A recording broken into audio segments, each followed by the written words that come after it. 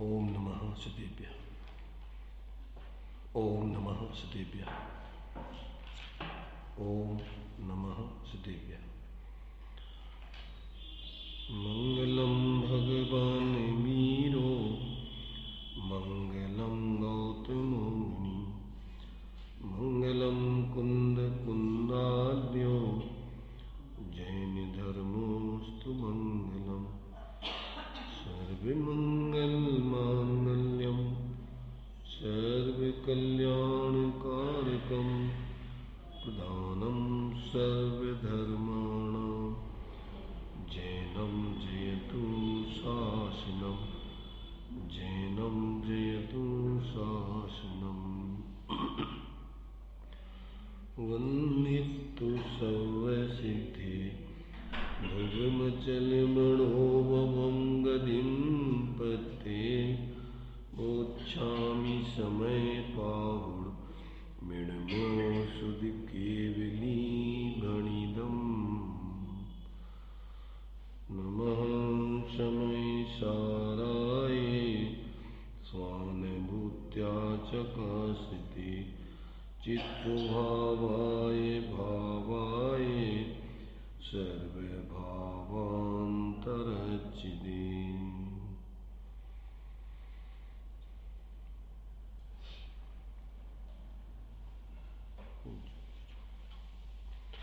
गाथा अपनी सो चल रही है। इसमें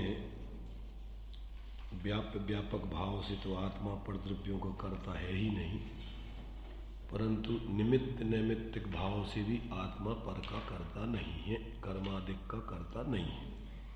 इस बात को इस 100वें नंबर की गाथा में सिद्ध किया है। तो अपन ने कल टीका पढ़ी थी, भावार्थ में इसका विशेष स्पष्टीकरण दिया है। इसको अपन देखते हैं। योग अर्थात आत्म प्रदेशों का परिस्पंदन यानी चलन, और उपयोग अर्थात ज्ञान का कसायों के साथ उपयुक्त होना, जुड़ना। यह योग उपयोग घटादिक और क्रोधादिक के निमित्त हैं। यह योग और उपयोग घटादिक और क्रोधादिक के निमित्त हैं, इसलिए उन्हें घटादिक तथा क्रोधादिक का निमित्त कर्ता कहा जावे। परंतु आत्मा को तो उनका कर्ता नहीं कहा जा सकता। आत्मा को संसार अवस्था में यानी अज्ञान से मात्र योग उपयोग का कर्ता कहा जा सकता है। तात्पर्य यह है कि द्रव्य दृष्टि से कोई द्रव्य किसी अन्य द्रव्य का कर्ता नहीं है, परंतु पर्याय दृष्टि से किसी द्रव्य की पर्याय किसी समय किसी अन्य द्रव्य की पर्याय की निमित्त होती है। इसलिए इस अपेक्षा से एक द्रव्य के परिणाम अन्य द्रव्य के परिणामों के निमित्त कर्ता कहलाते हैं।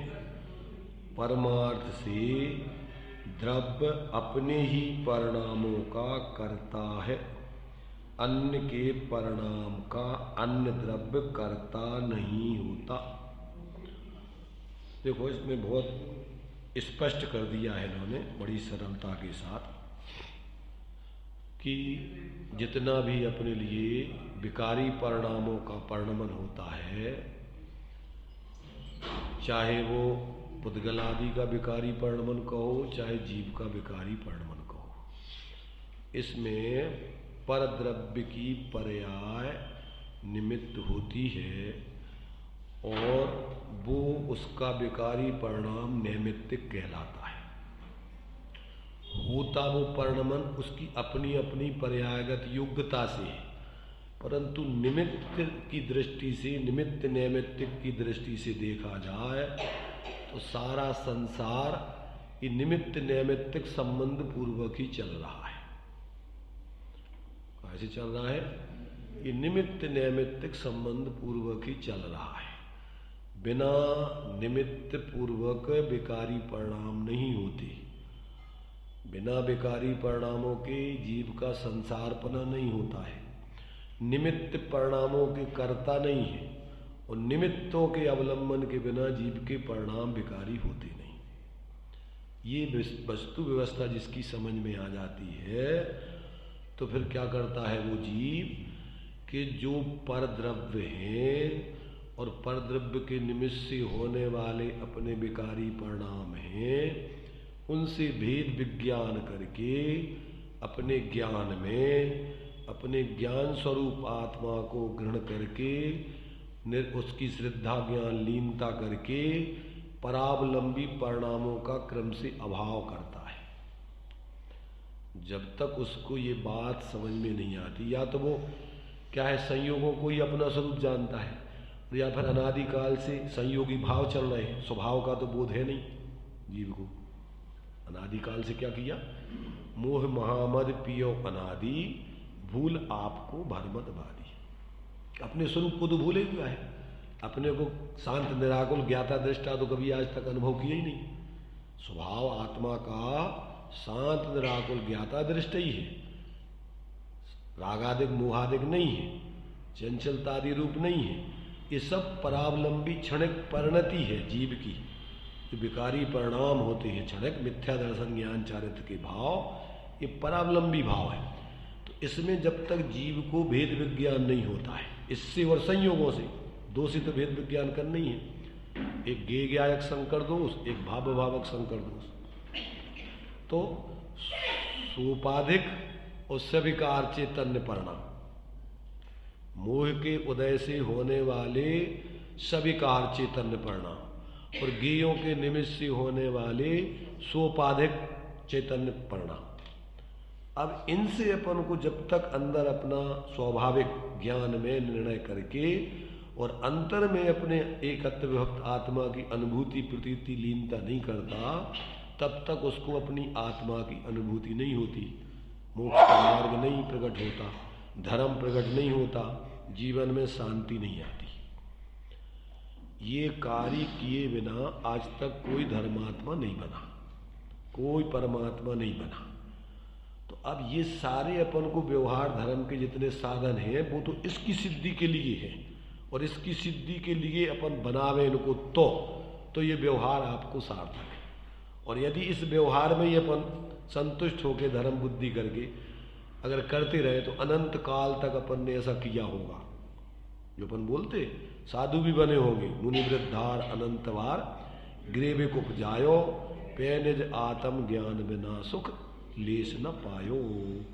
इसलिए ताते जिनवर कथित तत्व अभ्यास करीजे और संशय विभ्रम मोह त्याग आपो लख लीजिए। जब तक ऐसे अपने ज्ञान में ऐसे ज्ञान स्वरूप आत्मा की निर्विकल्प आत्मानुभूति प्रकट नहीं होती, तब तक मिथ्यात्व का नाश नहीं होता है, अज्ञान का नाश नहीं होता है। जो अपन द्रव्य संग्रह जी में पढ़ा ना, दोनों प्रकार का मोक्ष मार्ग ध्यान अवस्था में प्रकट होता है। दुवियम पि मोक्षेयम झाणे पाउनली जम्मुनि नियमा तम्मा पयत चित्ता यूयम झाणम समन्वय।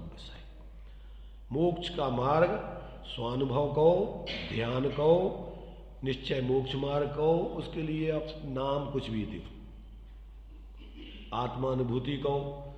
तो ये जब तक जीव को ऐसा ये अंदर में निर्णय करके आत्मा की अनुभूति मोक्ष मार्ग है, वो जब तक जीवन में प्रकट नहीं होता, तब तक व्यक्ति के जीवन में शांति की गंध नहीं आती, धर्म का प्रारंभ नहीं होता। और पूर्णता तो क्रम क्रम से स्वरूप की लीनता करने पर गुणस्थान प्रमाण होती है। तो ज़्यादातर लोग तो सिर्फ धर्म के नाम पर अपने अपने संप्रदायों की रूढ़ी में संतुष्ट हो जाते। जिस संप्रदाय में धर्म के नाम पर जो रूढ़ी चलती है वो क्रियाएं कर लो, उस संप्रदाय के आप धर्मात्मा बन गए। जबकि धर्मात्मापना किसी रूढ़ी किसी संप्रदाय से कोई संबंध नहीं रखता है, वो तो वस्तु स्वरूप का अंदर में जब तक आपको ज्ञान श्रद्धा अनुभव नहीं हो तब तक जीवन में धर्म नहीं होता है। तो जिसके जीवन में ऐसा धर्म प्रकट हो जाता है वो किसी संप्रदाय का लकीर का फकीर नहीं रहता है। उसके लिए तो जिससे अपनी आत्मा की भीतरागता की सिद्धि हो, इसलिए टोडरमल जी ने 7वें अधिकार में मोक्ष मार्ग को भीतरागता की सिद्धि में ही लगाया था। उसकी परिभाषा उनने इसी प्रकार की, जिस श्रद्धान से भीतरागता की सिद्धि हो वह श्रद्धान सम्यक दर्शन। जिस प्रकार के जानने से भीतरागता की सिद्धि हो उस प्रकार का जानना सम्यक ज्ञान है। जिस प्रकार के आचरण से भीतरागता की सिद्धि हो उस प्रकार का आचरण सम्यक चारण। अब तुम क्या कर रहे तुम जानो, और क्या करोगे। आत्मा की श्रद्धा के लीनता के अलावा भीतरागता प्रकट नहीं होती, एक ही मार्ग है। पर तुम कहाँ खड़े हो, क्या कर रहे हो, वहां से हटके तुम्हें यहां आना पड़ेगा। इसलिए यहां कह रहे कि जो अनादिकाल से जीव का जो चंचल योगों का परस्पर अपन जो अपन 6 डाला पढ़ते हैं, यो अजीब आश्रव सुनिए मन बच काय त्रियोगा, मिथ्या अवरति अरु प्रमाद कसाय सहित उपयोगा, ये ही आत्म को दुख कारण ताते इनको तजिए, और जीव प्रदेश बंधे विधि सो बंधन कबहु न सजिए। यही गाथा लिखी है उसमें 6 डाला में। कौन सी? योग और उपयोग ही तुम्हारे लिए संसार का कर्मों के आश्रय बंध का कारण है। पूरा का पूरा छोटा, इसलिए अपन मिनी समय सार 6 डाला को बोलते हैं। बस अंतर इतना है कि तुम्हारी सरल भाषा में, बिल्कुल स्वाभाविक भाषा में उसको लिख दिया हमने। तो जब तक व्यक्ति को अंदर में ऐसा निर्णय नहीं होता और अनुभव नहीं होता तब तक जीवन में धर्म का प्रारंभ नहीं होता। अब चाहे आप समय पूर्ति करने के लिए लोगों में संतुष्टि धर्मात्मा दिखाने के लिए जो कुछ भी करते हो करते रहो। ज़्यादातर तो रूढ़ी के कार्यक्रम चलते हैं, प्रभावना के नाम पर हो और चाहे जो कुछ भी धर्म के नाम पर हो। अब चूंकि धर्म तो है स्वरूप की श्रद्धा ज्ञान लीनता। अब ये बताओ कि जितने भी कार्य आयोजन करते हो इसमें ये सिद्धि कौन जीव करता है? व्यवहार इस परमार्थ का साधक हो। अब व्यवहार मोक्ष मग सुनिए हेतु नियत का हो। इस निश्चय मोक्ष मार्ग का हेतु कारण बने तो व्यवहार है, और उसका कारण नहीं बने तो फिर जो कुछ है कहना है कहते रहो, रूढ़ी कहो, परंपरा कहो, देखा देखी कहो, जो भी है वो करते रहो और करते ही रहते जी। क्योंकि लोक में अपना देश धर्म प्रधान देश है। अगर आप किसी संप्रदाय में शामिल होकर उसकी क्रिया नहीं करोगे तो आप नास्तिक कहलाओगे। वैसे तो जैनों के लिए, बौद्धों के लिए नास्तिक कहते हैं क्योंकि वो भगवान को कर्ता धर्ता नहीं मानते, और जो दूसरे लोग हैं वे भगवान के कर्ता धर्ता पने को मानते हैं, इसलिए वे कहते हैं हम आस्तिक हैं। और ये जो लोग भगवान को कर्ता धर्ता नहीं मानते वो नास्तिक हैं। हाँ, जैनियों को नास्तिक मानते वो लोग। परंतु भैया आस्तिक तो उसको कहते हैं जो वस्तु स्वरूप के अस्तित्व को स्वीकार करता है। आस्तिक किसे कहते हैं? जो सत की श्रद्धा करता है उसका नाम आस्तिक है, और जो सत को नहीं स्वीकार करता जैसा है उसका नाम नास्तिक है। तो देखो, सम्यक दृष्टि को छोड़ के बाकी सब नास्तिक है, और देखा जाए तो सम्यक दृष्टि ही आस्तिक और नास्तिक है। आस्तिक कहो अपने अस्तित्व का अपने रूप श्रद्धान करना आस्तिक, और अपने अस्तित्व से पर को अपने रूप स्वीकार नहीं करना नास्तित्व, नहीं मानना उसको। ना अस्तित्व अपने में पर का अस्थि नास्ति धर्म है, वस्तु है, 2 धर्म है कि नहीं? दोनों धर्मों को सम्यक दृष्टि समझता है कि पर चतुष्टय से हमारा अस्तित्व नहीं है, इसलिए उसको नास्ति स्वभाव भी उसके जीवन में होता है, और अपने अस्तित्व से ही चतुष्टय से हमारी अस्तित्व है ऐसा। इसलिए अस्ति नास्तिपना दोनों धर्म सम्यक दृष्टि के जीवन में प्रकट होते। वस्तु स्वरूप में तो दोनों हैं ही, देख ध्यान रखना। वस्तु स्वभाव में तो ये अस्ति नास्ति धर्म त्रिकाल है। एक वस्तु अन्य वस्तु भी कभी हो ही नहीं सकती, क्योंकि उसमें ये दोनों धर्म विद्यमान है। कौन से? प्रत्येक वस्तु में अस्ति नाम का धर्म भी है और नास्ति नाम का धर्म भी है। तो नास्ति नाम के धर्म से वो अपने पर को अपने रूप नहीं होने देता है। नास्ति नाम का धर्म क्या करता है? पर को अपने को पर रूप नहीं होने देना, ये नास्ति नाम का धर्म का काम है। और अपने को अपने रूप बनाए रखना, ये अस्ति नाम के धर्म का काम है। अस्तित्व गुण की परिभाषा क्या है?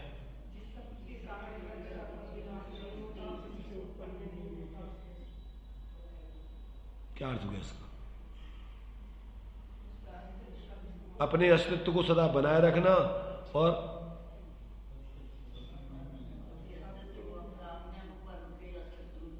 अपने को अन्य के अस्तित्व रूप नहीं होने देना। एक द्रव्य दूसरे द्रव्य नहीं हो, एक गुण दूसरे गुण नहीं होता, ये कैसे गुण का काम है? क्या अर्थ होता है उसका? अगुरु लघुत्व गुण का कार्य क्या है?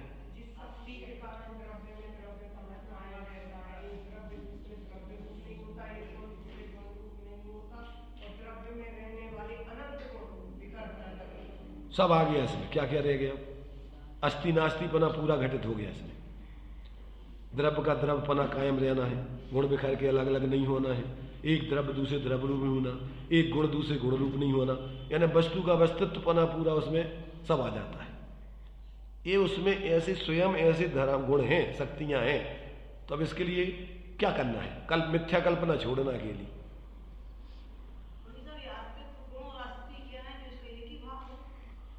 अस्थि में पूरा वस्तु आ जाती है और अस्तित्व गुण में अकेला एक गुण आता है। अस्थि की मस्ती, तो अपनी अस्थि में जिसको हमपना आ जाता है, उसकी अनुभूति हो जाती है, उसके जीवन में मस्ती चालू हो जाती है। तो अस्तित्व गुण एक गुण है और उसके कारण से वस्तु की सिद्धि, अपने चतुष्टय की सिद्धि करना, वो अस्थि है, वस्तु की अस्थिपना है। तो जब तक अपन को ऐसा तत्वों का सम्यक प्रकार से निर्णय नहीं होता, तब तक मिथ्या कल्पनाएं जीवन में चलती हैं सिर्फ। और मिथ्या कल्पनाओं का नाम ही संसार है। कल्पनाएं छोड़ दो, होगा धर्म।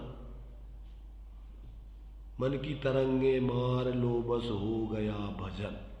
मन के विकल्प, संकल्प विकल्प छोड़ दो, बस हो गया भजन। संकल्प विकल्प संसार है, ये कब तक उलझेगा मिथ्या संकल्प और विकल्पों में। और मिथ्या संकल्प विकल्प छोड़ दो तो तुम्हारा अस्तित्व जैसा है सिद्ध भगवान का कर रहे का सोच रहे। उनने सब विकल्प करना छोड़ दिया, बस अपनी मस्ती में, अस्थि की मस्ती में मस्त है। जितना भी अपना करना धरना है वो सब मोह का काम है। आत्मा अकर्ता स्वभावी है, ज्ञाता स्वभावी है। कोई करना धरना बाहर का काम उसका काम नहीं है। अपना सहज स्वाभाविक परिणमन करना ही स्वभाव है उसका। इसके लिए अलग से कुछ करना नहीं है, ये तो स्वभाव है। स्वभाव को क्या करना? पानी को ठंडा करने के लिए क्या क्या करना पड़ेगा, और गर्म करने के लिए गर्म करने के लिए तो अग्नि जलाना पड़ेगी, या कुछ ना कुछ उसको रखना पड़ेगा गर्मी, जिसमें गर्मपना होता है। ऐसे ही मिथ्यात करने के लिए, संसार में भटकने के लिए तो कोई ना कोई आयोजन करना पड़ेगा। और धर्म करने के लिए जो कर रहे सब छोड़ दो, हो गया धर्म। ये जब तक व्यक्ति अपन को, इसलिए द्रव्य संग्रह में पढ़ा कि नहीं पढ़ा, क्या करना है धर्म के नाम पे अपन को?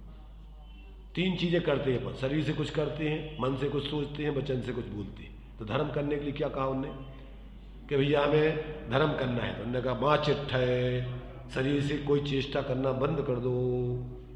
कहते हम क्या बोले हो, जाप काय का करें? तो कहते माँ जंप है, जाप करना बंद कर दो। ठीक है, जाप करना बंद कर देते। अब क्या सोचे फिर? तो कहते माँ चिंता है। अरे अबे तक तो हम जो ही तो सब हमारा जीवन है। अब तुम कह रहे कि कछु सोचो मत, कछु बोलो मत, कछु करो मत, तो हम करें का? ज्यादा बताओ। तो कहते अप्पा पम्मी रहो, तुम्हारा अस्तित्व है, बस उसी में सहज रहो। इसमें क्या हो जाएगा? इनमें भवे परम झाणम, इसमें तुम्हें परम ध्यान की, आत्म ध्यान की, स्वरूप ध्यान की सिद्धि होगी। और काय वांग मनः कर्म योगा सा आश्रवा। मन वचन काय से जो कुछ भी करोगे वो सब आश्रव होगा।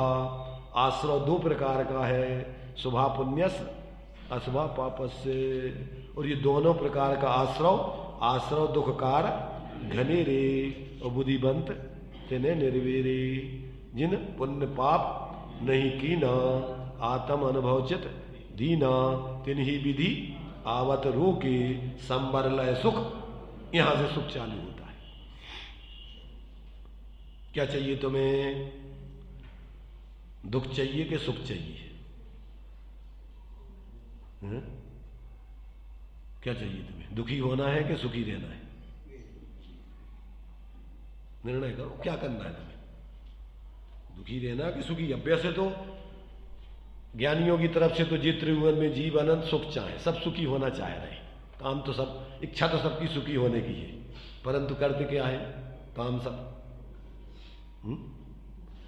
इच्छा तो सुखी होने की है, परंतु काम सब दुखी होने के करते रहते हैं। क्यों? कि पूरे काम परावलंबी करते रहते हैं। स्वावलंबी जीवन कभी एक क्षण को जिए ही नहीं है। इसलिए क्या हो गया कि चाहते सुखी होना है, पर निरंतर जितना प्रयत्न करते हैं उतना उतना सुख प्राप्ति हेतु प्रयत्न करते और सुख जाता दूर है। क्यों? कि भयंकर भाव मरण प्रवाह में चकचूर है। लक्ष्मी बड़ी, अधिकार, परिवार, कुटुंब, ये सब इनमें लगे रहते हैं। तो इसमें क्या बढ़ जाएगा तुम्हारा? लक्ष्मी बड़ी, अधिकार भी, कुटुंब परिवार बढ़ गया, पर तुम्हारा क्या बढ़ गया? बोलिए। ये सब संसार का बढ़ना है सब। अगर इनको बढ़ाने में लगे रहे तो तुमने अपने संसार को बढ़ाने का काम किया। इसलिए क्या करना? लक्ष्मी बड़ी, अधिकार भी पर बढ़ गया का बोलिए। परिवार और कुटुंब क्या है? इसमें वृद्धि अपनी आत्मा की कुछ नहीं मानिए। संसार का बढ़ना अरे नरदेह की यह हार है। क्या एक क्षण तुझको जरा इसका विवेक विचार है? निर्दोष सुख, निर्दोष आनंद लो जहां भी प्राप्त हो, वह दिव्य अंतः तत्व जिससे बंधनों से मुक्त हो, पर वस्तु में मूर्छित न हो, इसकी रहे तुझको दया। वह सुख सदा ही त्याज्य रे पश्चात जिसके दुख भरा। इस सांसारिक पुण्य पाप के उदय तो पुण्य के बाद पाप, पाप पुण्य ही चलते ही रहते। इसलिए वह निर्दोष अंतः निशुद्धात्म तत्व के अवलंबन से प्राप्त होने वाला सुख जैसे भी वो प्राप्त करो, वो कहाँ मिलेगा? कौन देगा? वो कौन बताएगा? कौन बताएगा? वो स्वानुभूति प्रसूत है। वो कौन बताएगा? वो निर्दोष नर का वचन हुआ है, स्वानुभूति प्रसूत है। जिसने स्वयं का अनुभव किया होगा वो ही तुम्हें ऐसे उपदेश दे करके तुम्हें अपने स्वानुभव स्वरूप से जोड़ सकता है। इसके अलावा और कोई मोही जी, सांप्रदायिक व्यक्ति, कोई भी व्यक्ति तुम्हें अपने उस स्वरूप से जोड़ने का उपदेश देने में समर्थ नहीं है। ये कोई व्यक्तिवादी, संप्रदायवादी धर्म नहीं है, ये तो वस्तुपरक धर्म है, परम वैज्ञानिक धर्म है। ऐसे धर्म को जब तक व्यक्ति नहीं समझता तब तक उसका भ्रम दूर नहीं होता है, तब तक उसको समझ में भी नहीं आता। ऐसी बातें सुनने में रुचि नहीं, भाग जाएगा उठ करके, चीखे चिल्लाएगा। अरे मर जाने पर भी आचार्य कहते इस कार्य को करो भाई, मृत्वा कौतूहली सन। ये कार्य नहीं किया और तो नेतागिरी बहुत की तुमने आज तक। हर व्यक्ति अपने हिसाब से सबको चलाना चाहता है मिथ्या दशा में। जितने भी मनुष्य पर्याय के मिथ्या दृष्टि जीव हैं, प्रत्येक व्यक्ति नेता बनना चाहता है।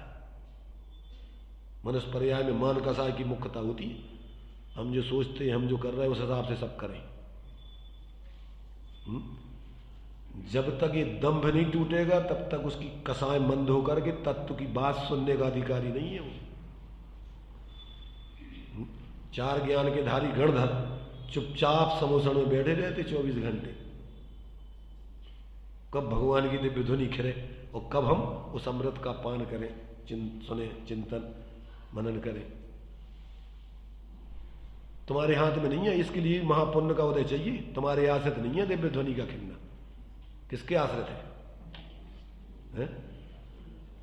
बहु पुण्य पुंज प्रसंग से शुभ देह मानव का मिला। अगर तुम्हारे लिए महापुण्य का मनुष्य पर्याय पाने के लिए महापुण्य चाहिए, तो दिव्य ध्वनि सुनने के लिए तो और महापुण्य से पुण्य चाहिए। सामान्य लोग मनुष्य तो बहुत बन जाते हैं, पर मनुष्य पर्याय में आकर के ये दिव्य ध्वनि किसको सुनने को मिलती है?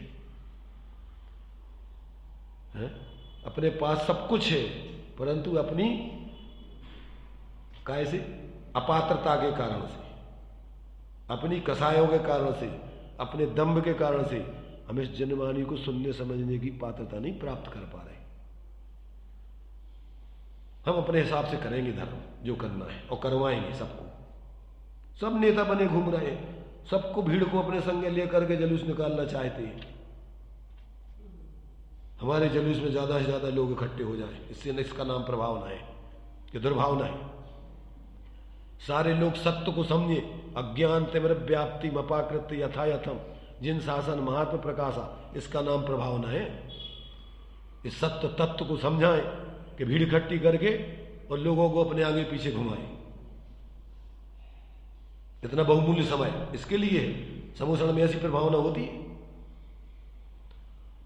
इसलिए जब तक व्यक्ति को आत्मबोध नहीं होता है, तत्व का बोध नहीं होता, प्रभावना के नाम पर दुर्भावना और लोगों को समय खराब करने के अलावा कुछ नहीं। इतना बहुमूल्य समय। और मूढ़ लोग पक्ष लेंगे, अच्छा किंतु परंतु लगा करके फिर कछु तो ठीक है, कछु ठीक है, मर रहे ना आज तक तो कछु नहीं। इसके बिना तत्व ज्ञान के कुछ ठीक नहीं है, सब विपरीतता है। एक बार किसी से पूछा कि मिथ्या दृष्टि की प्रभावना तो करता है कि काय की मिथ्या की प्रभावना करता है? काय की प्रभावना करेगा? जो वो जानता वही तो प्रभावना करेगा। ज्ञानियों से किसी ने पूछा क्या कि भाई मिथ्या दृष्टि भी तो प्रभावना तो करता है बहुत, इतना इतना सब ऐसा करता है वैसा, तो काय की प्रभावना करता है? वो तो विपरीतता की प्रभावना करेगा। जो जानता है अपने हिसाब से चलाएगा सबको। इसलिए बिना ज्ञानियों के नेतृत्व के, मूढ़ों के नेतृत्व में जियोगे तो आप डूबते पाड़े और ले डूबे जजमान। खुद भी डूबेंगे और साथ में वालों को भी डुबाएंगे। और इस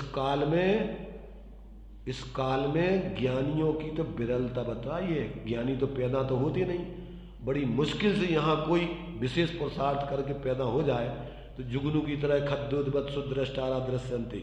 इस पंचम काल में बहुत विरल जीव हैं जो सच्चे आत्माराधक मिलेंगे आपको। इसलिए प्रत्येक व्यक्ति की जिम्मेदारी बनती है कि जिससे अपना मिथ्यात्व पोषित ना हो, कसाय पोषित ना हो, अज्ञान पोषित ना हो, ऐसा उपदेश सुनना। चाहे आपको कितना भी देर हो जाए, पर ऐसा नहीं कि जल्दी के कारण से अपन किसी भी मार्ग में किसी में भी लग जाए। किसी को भी सुनने के हमें तो भैया टाइम नहीं है, जल्दी कोई भी सुना दो कुछ भी। तो इससे तो और विपरीतता, माने विपरीत मार्ग पर चलने से तो नहीं चलना श्रेष्ठ है। कम से कम ज्यादा दूरी तो नहीं बढ़ेगी। पर लोगों को तो इतनी जल्दी है, उतावलापन है कि अपन को तो जल्दी करो जल्दी करो जल्दी करो हर चीज। और मोक्ष मार्ग में जल्दी का तो काम ही नहीं है। मोक्ष मार्ग में तो धैर्य शांति का काम है, निराकुलता का काम है। इसलिए जिसको धैर्य नहीं है, उतावलापन है, भावुकता है, मोक्ष मार्ग में भावुकता नहीं चलती है।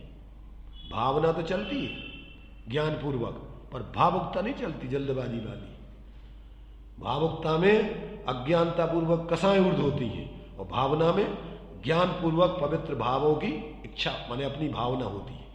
इसलिए ज्ञानियों के जीवन में भी भावनाएं तो भाई जाती हैं कि वो दिन कब आएगा कि हम सब संपूर्ण संयोगों को छोड़ करके और अपने उस एकत्र भक्त की आराधना करते हुए जंगल में विचरण करें साधु बन के। पर उतावलेपन में जल्दी कपड़े उतार के किसी के साथ में नंगा नहीं हो जाता है।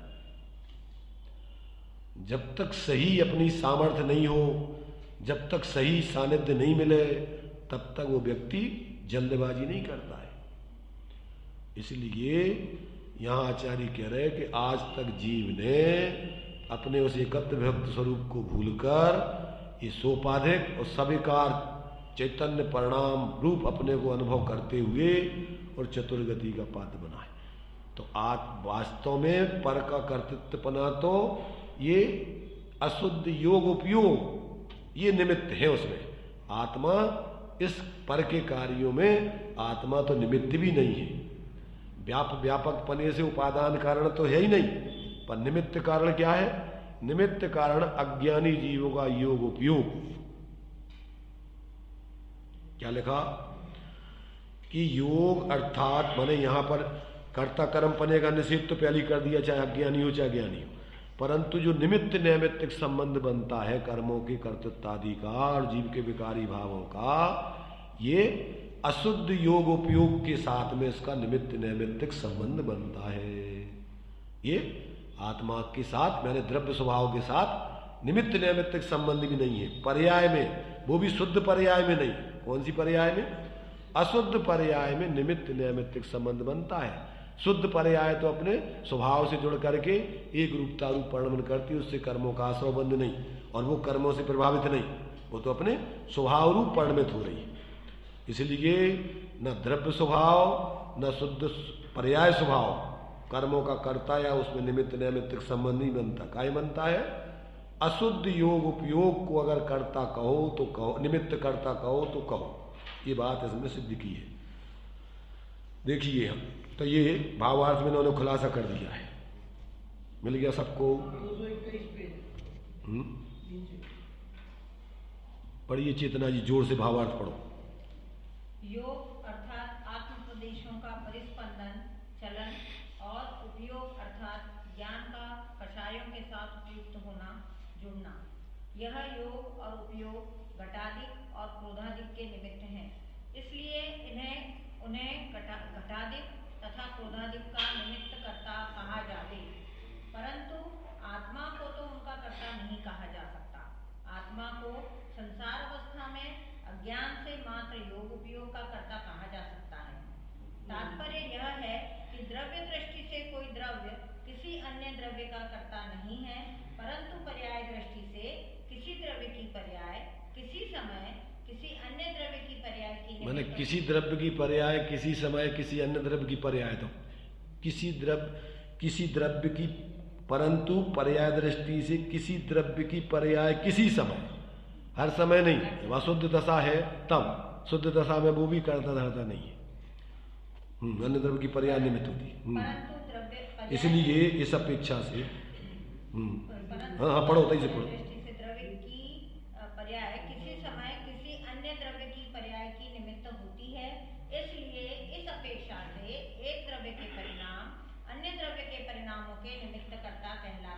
कौन से द्रव्य के?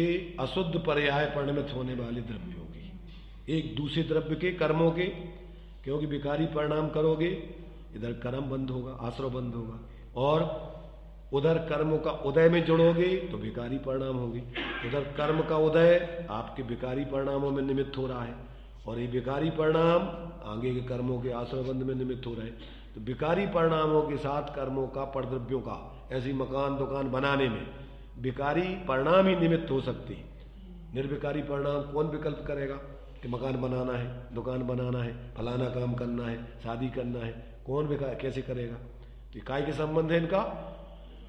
दो प्रकार का व्यवहार हो गया, एक अनुपचर सद्भूत, एक क्षेत्रावगाही संबंध कर्म नुकर्म, और भिन्न क्षेत्र संबंधी मकान दुकान रुपया पैसा जो कुछ भी नुकर्म का मतलब होता है जो उपयोग अपना विकारी परिणाम जिसको निमित्त बना करके हो रहा है वो सब नो कर्म में आ जाता है। यहाँ तक कि भारत, यहाँ तक कि विश्व, सब तुम्हारे, अपन को तो 6 द्रव्यों में अभी धर्म द्रव्य आदि को भी सोपाधिक परिणामों में लिया था। धर्म द्रव्य भी आपके विकारी परिणामों के निमित्त 6 द्रव्य, उनको परद्रव्य उनका विचार करके उसमें एकत्व करना उन विकल्पों में, ये सब अपन को विकारी परिणामों का निमित्त नो कर्म में आ जाते हैं। तो जितना भी अपने स्वरूप को भूल के गेयों में एकत्व ममत्व करते हुए और प्रवृत्ति की जाती है, वो सब तुम्हारे लिए संसार के सोपाधिक परिणाम कारण बनते हैं। शुद्ध भाव में आत्मद्रव्य उपादान करता है। शुद्ध देखो शुद्ध द्रव्य तो अपन को निमित्त रूप में अपन उसका लक्ष्य करते हैं, और अगर उपादान रूप से तो देखें तो ऐसी अपनी पर्याय स्वयं जब पर लक्ष्य छोड़ के अपना सहज स्वाभाविक परिणमन स्वावलंबन से परिणमित होती है तो वो पर्यायी षटकारक से शुद्ध परिणमित होती है। पर लक्ष्य किसका करेगी वो? तो वो द्रव्य स्वभाव।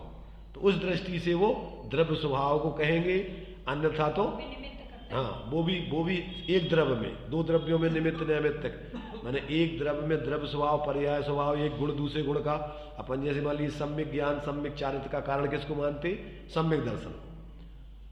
या बिन ज्ञान चरित्रा सम्यकता न लहे सो दर्शन धारो भव पवित्रा। तो सम्यक दर्शन कारण है और सम्यक ज्ञान और सम्यक चारित्र कार्य। तो ये निमित्त, ये भी निमित्त नैमित्तिक। एक गुण की पर्याय को दूसरे गुण की पर्याय का कर्ता कहना, ये भी निमित्त नैमित्तिक संबंधी है। ये उपादान रूप से एक गुण की पर्याय दूसरे गुण की पर्याय नहीं कर सकती। परिणमन सम्यक ज्ञान का परिणमन ज्ञान ही में होगा, वो सिद्धांत गुण का परिणमन नहीं होगा। इसलिए ऐसा परस्पर में एक वस्तु में भी निमित्त नैमित्तिक। अब जब ज्ञान में अपन निर्णय करेंगे तो श्रद्धान का अपन को मिथ्या श्रद्धान बुद्धिपूर्वक छोड़ने का कारण बनेगा। जिनमें तत्वों का अभ्यास काय में होगा? ज्ञान में।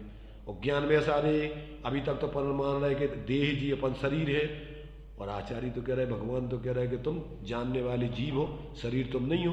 तो पहले सविकल्प ज्ञान तुम्हारे लिए निर्णय करेगा, तो श्रद्धान में तुम्हें जो ऐसा वैसा रहे कि अपन ये शरीर नहीं है, तो बुद्धिपूर्वक हमें जब श्रद्धान तोड़ोगे तो मिथ्यात गलेगा।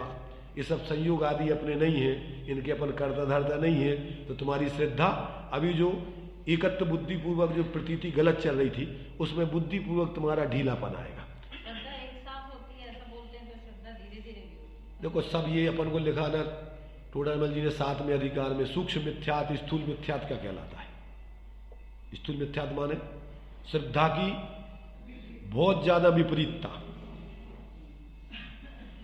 वैसे तो जब तक तुम्हारा अंतिम समय तक विपरीतता रहेगी तब तक मिथ्यात्व तो है, परंतु गल रहा है। देखो ऐसा समझो आप, 33% जब तक नंबर नहीं आए तो कितने परसेंट फेल हो? सामान्य से तो पूरे फेल हो, पर विशेष रूप से आप 1% से फेल हो सकते।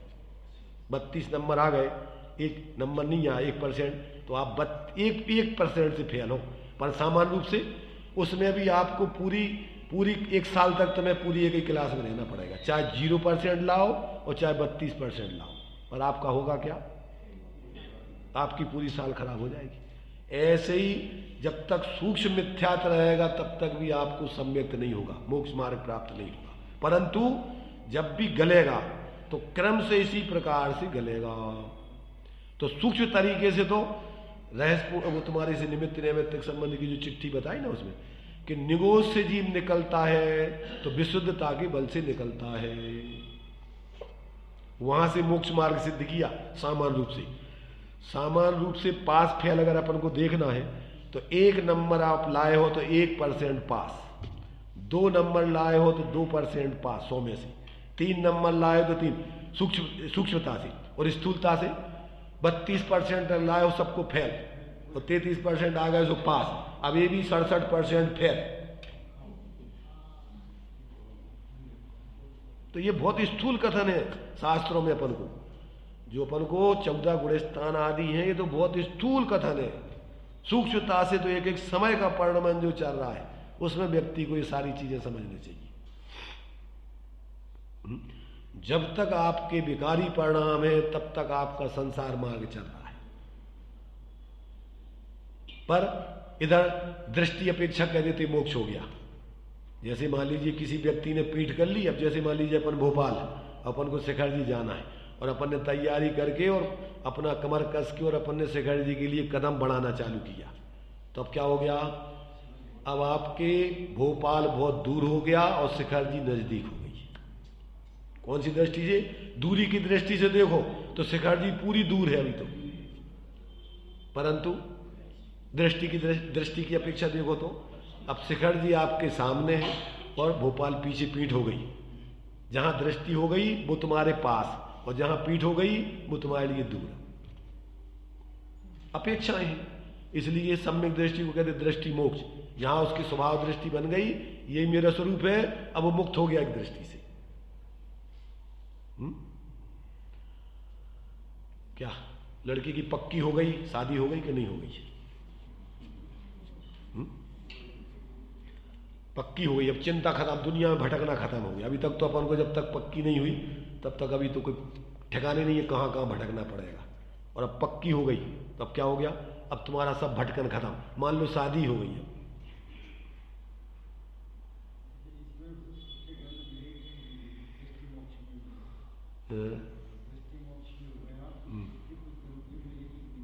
अब तुम बताओ सुख की गंध क्या होती है, अपन ये तो बताओ।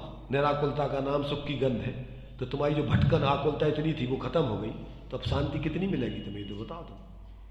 नहीं मिलेगी, बहुत शांति आ गई। अब थोड़ी सी विकल्प रह गए कि चलो अब ये भावने फाड़ के अलग करना है बस। कितनी कितनी कितनी आकुलता खत्म हो गई, अनंत आकुलता गई उसमें, इतना ही रह गया अकेला कि बस अब तो इतना ही करना। और जब तक ठिकाना नहीं है तब तक तो कोई कहां कहां भटकते रहो, अभी अनंत संसार खड़ा है। इसलिए ये बातें अपन को देखो, ज्यादातर रूढ़ी में तो बहुत मोटी मोटी बातें चलती रहती हैं, पर ये गहराई से वस्तु तत्व को जब विचार नहीं करते तो अपन को अंधेरे में हाथ पांव चलाने जैसा है सब। जब तक ये सारी बातें अपन सूक्ष्मता से विचार करोगे तो अपने दिमाग में सारी चीजें बिल्कुल पूरा दिमाग में रहेगा, अपन को कोई भ्रम नहीं रहेगा, किसी से कुछ पूछने की जरूरत नहीं है।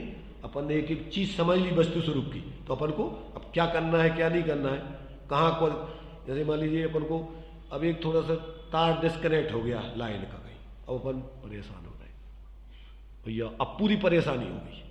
और मिस्त्री को लिया तो 1 सेकंड में जोड़ के तुम्हारे लिए तैयार कर दे, और अपन को पूरा ज्ञान हो तो ने? इतनी मेहनत भैया, अब क्या करें अब क्या करें, सारा बैठे, और उसको पता है, देखा कहाँ से देखो ये लाइन कहाँ तक, लाइट कहाँ तक कने वो आ रहा है, देखेंगे अपन है, टेस्टर से देख लेंगे कि कहाँ तक लाइट आ रही, कहाँ से डिस्टर्ब हो रही। वो तो देखा अगर यार इसके आगे नहीं आ रही, वहाँ अपन ने खोल के देखा, ज्वाइंट कर दिया, पूरी लाइट चालू हो गई। ऐसे ही मोक्ष मार्ग में अपन को यदि सारी चीजों का ज्ञान हो तो दुप्पलबाजी में अपना जीवन नहीं कि कछु करत रहो सो धर्म हो जाए, कछु मछु में नहीं होने धर्म। जो बिन ज्ञान क्रिया अवगा है, जो बिना समझे हुई कछु करता रहेगा वो कछु ऐसे ही भ्रम में ही रहेगा, कछु मछु में धर्म नहीं होता है। जब तक यथार्थता में तुम प्रवृत्ति नहीं करोगे तब तक धर्म का कोई संबंध नहीं है। समझ करके व्यक्ति को कोई डर नहीं होता है, कौन क्या कह रहा है दुनिया की उसको कोई चिंता नहीं। धर्म हम स्वयं अनुभव करके जी रहे, हमें जिसमें शांति मिल रही, सारी दुनिया तो ऐसी पागलपन है। वो तो खुद गधों जैसा जीवन जीती है और दूसरों को गधा बना करके जिलाने में कारण बनती है। इसलिए वो किसी मूर्ख के कहने में विचलित नहीं होता ज्ञानी, वो तो विवेक पूर्वक अपन स्वयं अनुभव से जीता है और जो उसके लिए हित में है वही काम करता है। दुनिया 3 लोग, सबसे पहला लोग भाई, लोग क्या कहेंगे, मूढ़ों की जमात है लोग, तो लोग तो तुम कुछ भी करो वो कहेंगे। हर व्यक्ति की अपनी अपनी सोच होती है, वो कह रहा कुछ, वो कह रहा कुछ, वो कह रहा कुछ, वो कह रहा, किस किस की मानोगे। और अगर जो सही है, दुनिया कुछ भी कहती रहे उसको उसकी चिंता नहीं है, वो अपना सही मार्ग पर चलता है। इसलिए वो लोग के हिसाब से नहीं चलता है, वो तो भगवान के हिसाब से, ज्ञानियों के हिसाब से, जिनवाणी के हिसाब से, अपने अनुभव से चलता है। इसलिए यथार्थता में जितना जितना वो सम्यक जीवन जीता है उसकी आकुलता का अभाव होता जाता है, अतीन्द्रिय आनंद बढ़ता जाता है। प्रत्यक्ष है धर्म, धर्म किसी पूछने की जरूरत नहीं है, हाथ कंगन को आरसी की जरूरत नहीं। हम कितने धर्मात्मा हो गए, देखो तुम्हारे जीवन में कितनी शांति आ गई, कितनी निराकुलता आ गई। किसी से पूछना क्या, तुम कितने स्वस्थ हो गए, डॉक्टर बताएगा है? अरे डॉक्टर तो तुम्हें दवाई बताएगा, डॉक्टर तुम्हारे लिए बीमारी की जानकारी देगा, पर जब तुम दवाई खाओगे स्वस्थपना का अनुभव डॉक्टर को होगा कि उसमें आएगा कि तुम्हें अनुभव में आएगा, तुम्हारे जीवन में दिखेगा तुम्हें। ऐसे जो व्यक्ति मोक्ष मार्ग पर चलता है उसका तो स्वानुभव प्रत्यक्ष है और वो अपने अनुभव से देखता है कि हाँ हमारे जीवन में बीमारी दूर होती है, तो वो खुद कहता है मरीज के, नहीं अब तो हमें बहुत शांति, अब भैया हमारे लिए कोई ज़्यादा परेशानी नहीं है, भले ही तुम्हारे लिए वो तुम्हारा टेम्परेचर नापने वाला क्या बोलते हैं थर्मामीटर गलत बता देवे, परंतु अरे नहीं गलत है और कोई देखो दूसरे टेम उससे नापो, ऐसा नहीं है। उल्टा सल्टा बता दे तो बता देगा वो तो मशीन है, परंतु तुम्हारा जीवन अनुभव, तुम्हारा अनुभव गलत नहीं हो सकता है। इसलिए धर्मात्मा व्यक्ति धुप्पलबाजी में नहीं जीता है, इसलिए वो निस्संक होता है, निर्भय होता है। 3 लोग बदल जाएं परंतु उसकी दृष्टि नहीं बदलती। काय की दम पे? अनुभव के दम पे, स्वानुभव के दम पे, स्वयं जी रहा है। तुमने चख ली जो चीज, तुमने नमक चख लिया, खारा होता है।